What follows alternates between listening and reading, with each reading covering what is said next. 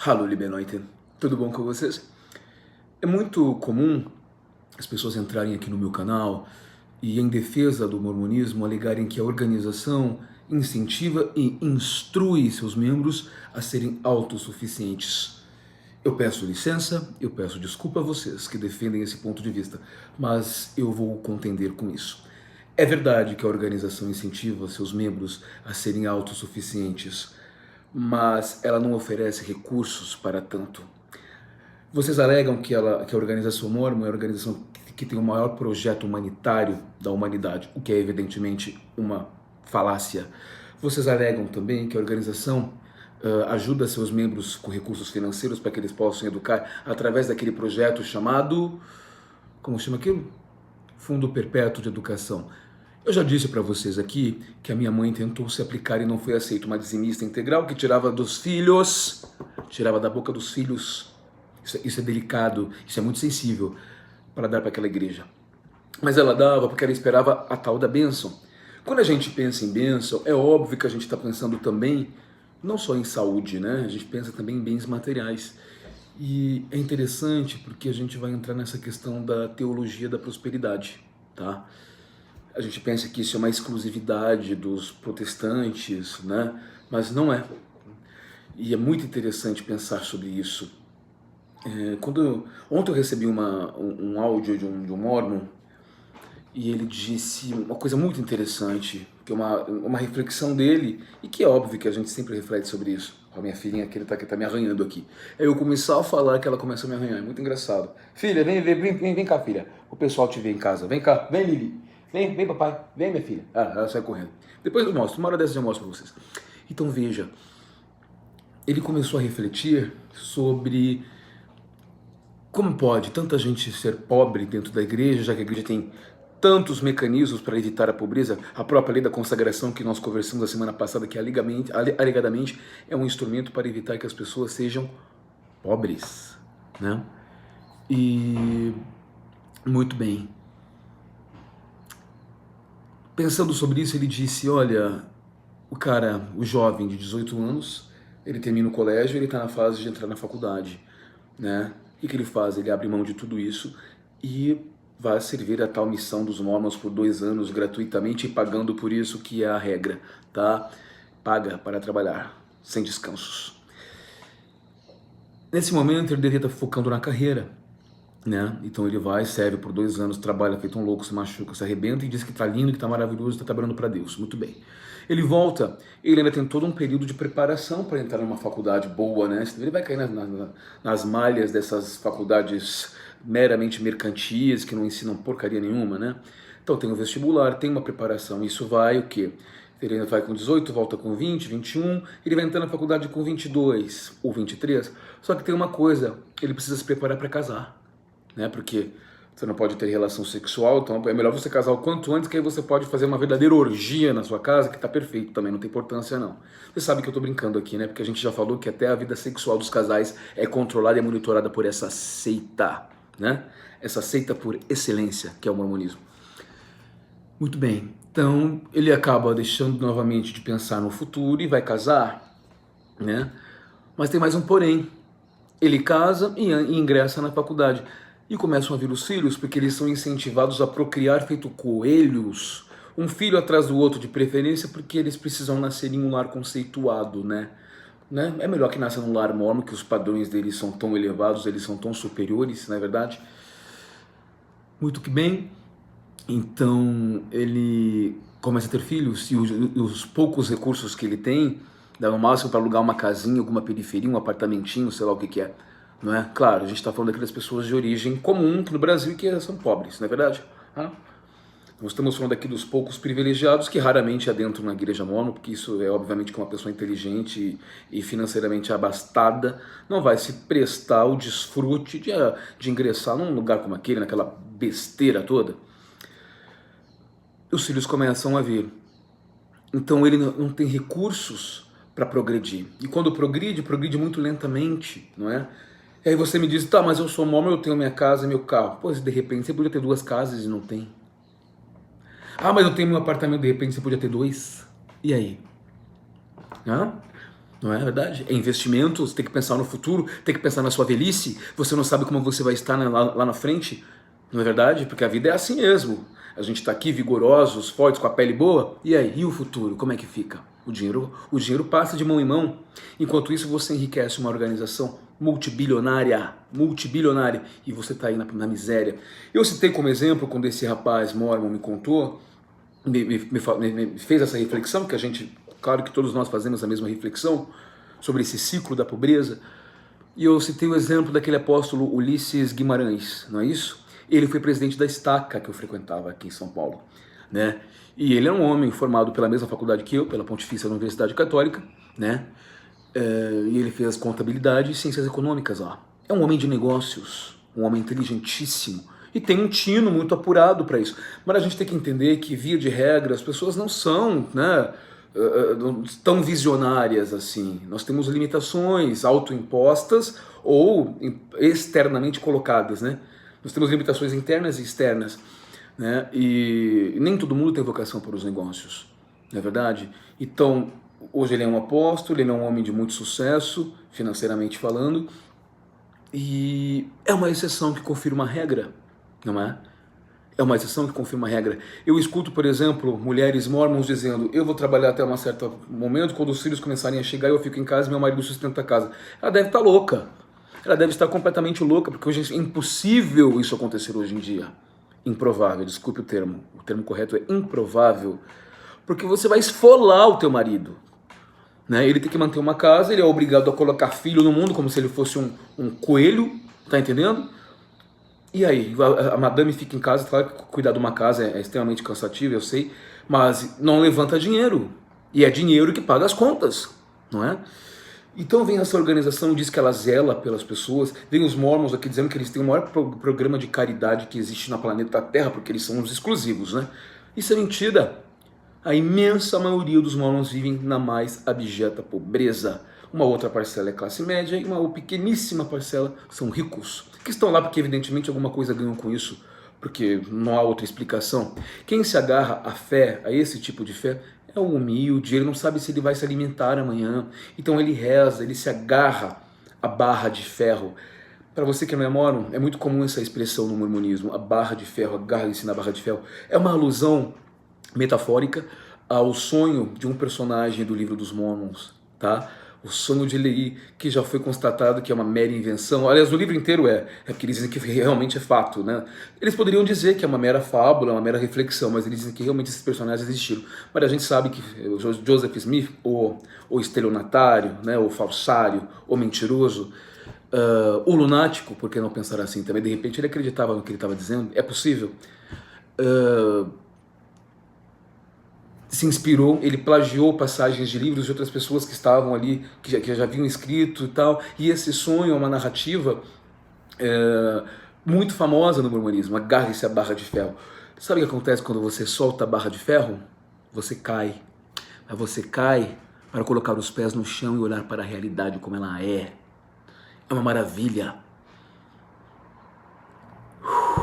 Você respira, você diz: estou vivo. Ocorre que a doutrina é tão pesada e a apelação é tão grande que você demora para se dar conta de que está tudo bem.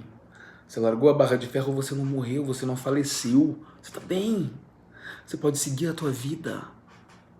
E mais rico, 10% mais rico. Né? Eles sugam 10% do teu salário para dízimo, mas não sei quantos por cento, porque vai depender da sua generosidade, né? Que generoso quando você faz o seu jejum. Quando você consagra tempos, talentos, propriedades para eles, além da consagração, falada semana passada aqui nesse canal. Quando você faz isso, qual é a porcentagem da vitalidade, da tua energia vital que está sendo levada? Isso a gente não mensura, porque isso é intangível. A gente não consegue aferir. O desgaste físico e emocional é gigantesco. E é óbvio que você coloca em risco o desenvolvimento da sua vida econômica, da tua carreira. Eu escuto pessoas inteligentíssimas dizendo que foram se formar depois dos 40 anos. E aí? Será que dá tempo? Havia um casal na igreja Mormon, Eu comentei um pouco sobre esse caso, eu comentei sobre a esposa, na verdade, que foi minha professora de seminário, foi professora da organização dos rapazes e moças, porque lá no mormonismo tudo é dividido pela faixa etária, pelo sexo e tal, não sei o quê. E ela era uma pessoa muito ácida, uma pessoa, eu acho que em poucos momentos na minha vida eu conheci um ser humano tão cruel. Aliás, eu acho que eu não conheci. Eu acho que eu não conheci. Não pra cima de mim, porque se vir, leva, né? Vocês já devem ter notado. Vocês, inclusive, me perguntam se eu não tenho medo de uma retaliação. Eles é que tem que ter medo de mim. Eu vou ter medo de mormon pra quê? Se ele é homem, eu também sou, né?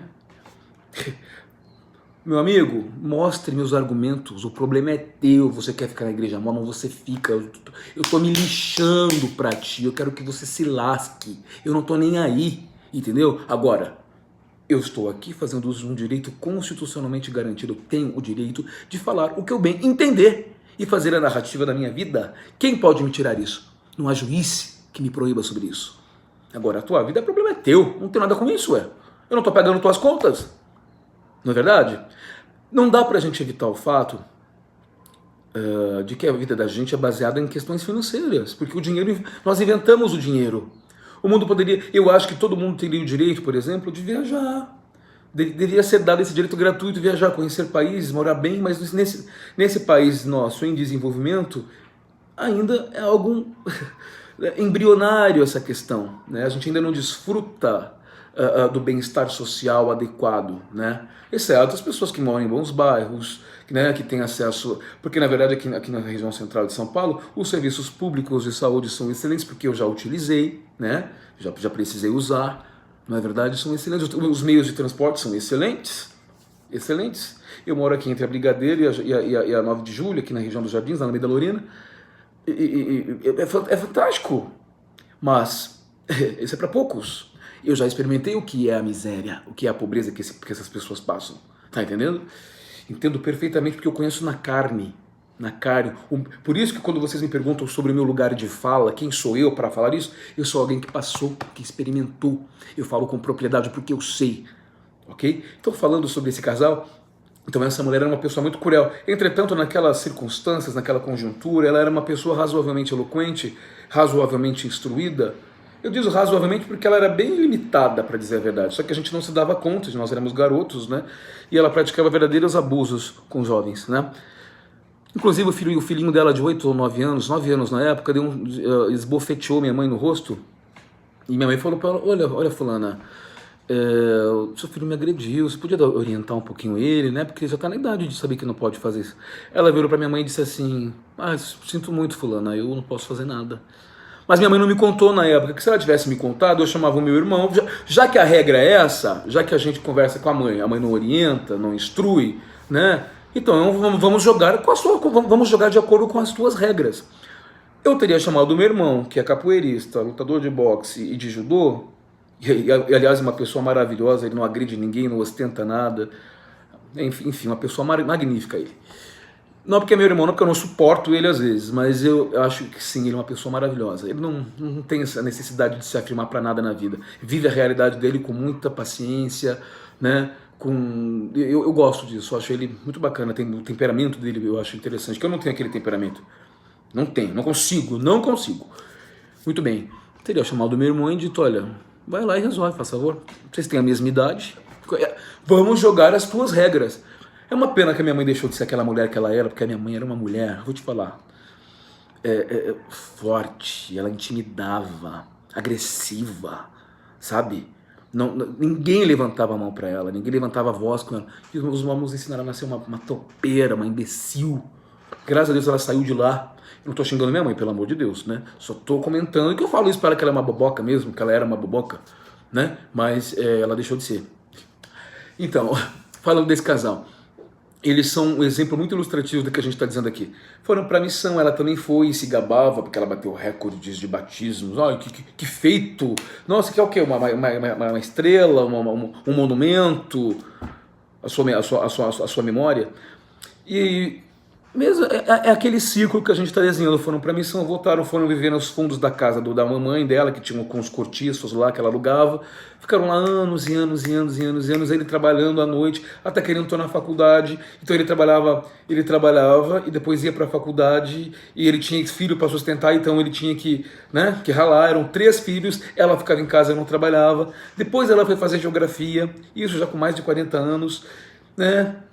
E a vida vai passando, aí fez, depois conseguiram uma viagenzinha para Itália, uma viagenzinha para Miami, para Orlando, coisas que a gente faz quando é novo ainda, isso não é nada, entendeu? E aí? E agora? O que a gente faz? Melhoraram economicamente? Melhoraram, mas olha, a duras penas. E isso que eles eram um casal razoavelmente instruído. Agora, se você pensar na regra, as pessoas são limitadas, nós temos limitações. Muitos sequer conseguiram desenvolver o intelecto adequadamente devido às privações, né? Então não é para todo mundo conseguir progredir. Não é para todo mundo, principalmente nessas circunstâncias. Pensando sobre isso, depois eu quero contar uma fofoca para vocês. Eu não gosto de fofoca, mas eu vou falar. Será que combina com o que dizem lá na escritura de Mateus, na Bíblia? Eu uso a Bíblia como referência porque é um instrumento de contestação, tá? Não que eu seja um fiel seguidor, sectário da Bíblia, não é isso, tá? Só porque é uma forma da gente realmente contestar, né? Então eles ensinam que as pessoas precisam ser autossuficientes e independentes. É conversa fiada, eles estão dizendo isso para você não pedir dinheiro para eles. É para você dar, a igreja está ali para você dar dinheiro, não para você pedir, né? Então eu fico me perguntando, não é melhor você pagar um clube? Pagar um clube, não, paga uma academia, vai fazer exercício, tão bom exercício para a cabeça da gente, para o corpo da gente, sabe? Investe numa coisa que te traga retorno, não nisso aí. O que eles te dão? Uma roupinha mágica chamada Garments, que se você não usar, gente, imagina isso, o cara casou. Aí vão para as noites de núpcias, né? Porque não pode ter relação sexual antes do casamento. Aí aquela pessoa tira a roupa na sua frente, um saco de batata, que aquilo ali não é nada. Assim, a plástica é horrível, né? Você olhar aquilo ali não é bacana, não é excitante. Não é aquela pessoa assim com uma roupa horrorosa por baixo. Poxa, usa uma lingerie bonita, né? Uma coisa bonita pro casal. Uma sensualidade bonita, para demonstrar o amor de vocês. Aí vai, pá, aquela roupa horrível, horrível. Você que não é mormon, você não tem noção do que é a loucura dessa gente. Roupinha mágica, porque se você tira, tem que usar sempre. Se você não usar, você tá lascado. Desculpa desviar um pouquinho aqui. O CEO da Deseret Management Corporation, que é a organização com fins lucrativos da Igreja Mormon, uma organização que nós já falamos aqui, multibilionária, uma empresa, enfim. O nome dele é Keith Brigham McMahon.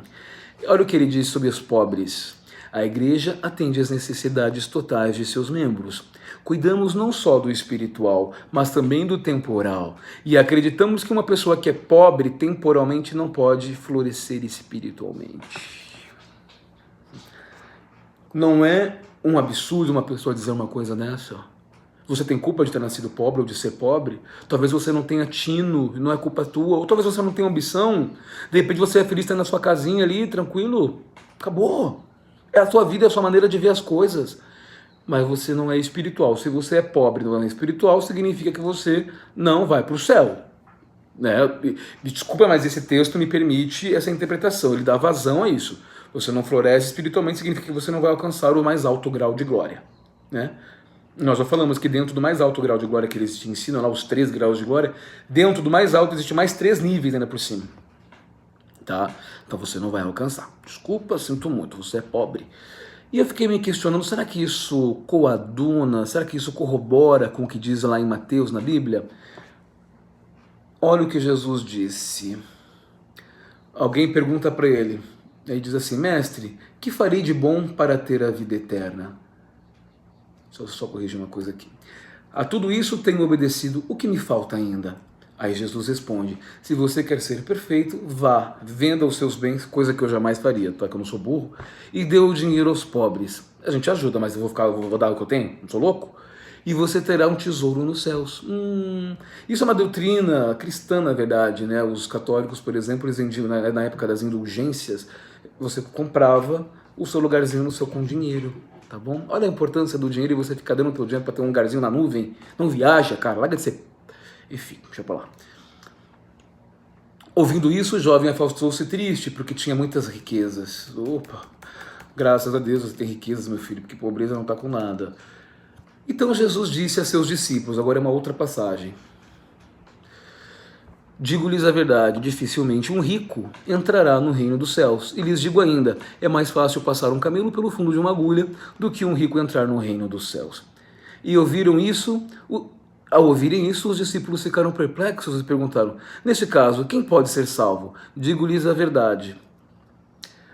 Todos os que tiverem deixado casas ou campos por minha causa receberão 100 vezes mais e herdarão vida eterna.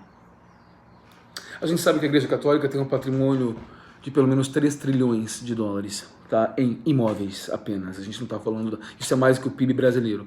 A gente não está falando do que eles têm em conta bancária, porque acho que ninguém sabe isso. É muito dinheiro, né? E os Mormons são a segunda organização mais rica do mundo, religiosa, né? Em termos de religião, perdendo apenas para a Igreja Católica. Eles ensinam você a ser autossuficiente, porque se você for pobre, você não entra no reino de Deus. Mas o Jesus Cristo bíblico ensina exatamente o contrário, né? Os Mormons ensinam que uma pessoa pobre não pode ter espiritualidade. O Evangelho de Mateus, Jesus Cristo, disse exatamente o contrário. Então eles te vendem a teologia da prosperidade. O que é a teologia da prosperidade? Só para a gente conceituar, é uma doutrina religiosa cristã que defende que a bênção financeira é o desejo de Deus para os cristãos e que a fé, o discurso positivo e as doações para os ministérios irão sempre aumentar a riqueza material do fiel. A doutrina interpreta a Bíblia como um contrato entre Deus e o homem. É um Deus chantagista. Você faz alguma coisa e ele te devolve em termos materiais, tá? Se os homens tiverem fé em Deus, ele irá cumprir suas promessas de segurança e prosperidade. Reconhecer tais promessas como verdadeiras é um ato de fé e que Deus irá honrar. Isso é o conceito de doutrina da prosperidade que os mormons tanto vendem. Em contrapartida, eles dizem que você deve ser autossuficiente, que para você não se socorrer, não recorrer a eles em momentos de necessidade, tá bom? E paradoxalmente eles te exploram, sugam de você tudo que você tem em termos de recursos financeiros, vitais e intelectuais. Um enorme paradoxo que não corrobora com o que é ensinado na Bíblia, tá bom?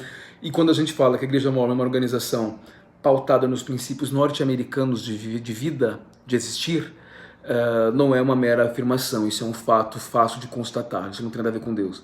Eles ensinam, eles ensinam isso porque eles são norte-americanos e o sistema deles prega isso. Você é o que você tem, né? Time is money, né? É isso. Eu queria contar pra vocês a fofoquinha, que eu detesto fofoca, né? Como vocês sabem. Fiquei sabendo que uma mulher que criticou terrivelmente a minha irmã quando ela engravidou. Minha irmã nunca foi uma mormon fanática, para ela o mormonismo sempre foi uma besteira. Muito embora ela tenha sofrido os efeitos devastadores de ter pertencido a essa organização. E ela engravidou muito cedo, com um cara fora da igreja, o marido dela, ex-marido dela e tal. E essa mulher criticou a minha irmã, eu não sabia também, né? Porque ninguém falava na minha frente. Porque se falar na minha frente eu vou pra cima. Não quero nem saber. Xingo mesmo, quebro tudo. Não tenho sangue de barata. Quem me conhece sabe. E ela criticou minha irmã por conta disso, por ter engravidado com um homem que não era mormon, que isso já é o motivo suficiente, e fora dos laços matrimoniais. O que é absolutamente comum, né?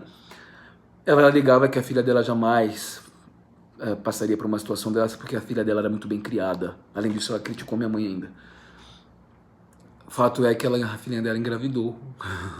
Fora dos laços matrimoniais e com um cara fora da igreja, depois de anos. Então, meu amigo, o mundo gira, toma cuidado com isso. Hoje você ri do outro e amanhã ri de você. Você não sabe o que vai te acontecer quando você virar a próxima esquina. Cuidado com o julgamento, muito cuidado. Olha, que felicidade por saber disso. Espero que ela se dane, entendeu? Se dane, não tô nem aí. Pagou a língua, entendeu? Não precisei fazer nada com ela, não precisei ligar pra ela, falar com o marido, não precisei fazer nada, porque a vida se encarregou. A vida tem uma justiça que equilibra as coisas. Tá entendendo? Espero que ela aprenda com isso, tá bom? E você que tá aí, cuidado com a teologia da prosperidade, com aqueles que te ensinam a ser autossuficientes, mas impedem o teu crescimento, porque eles esfolam e levam tudo o que você tem, certo? E abusam da tua fé. Muito cuidado, um ótimo domingo para nós. Semana que vem estamos de volta. Um abraço a todos. Bis dahin. Tchau.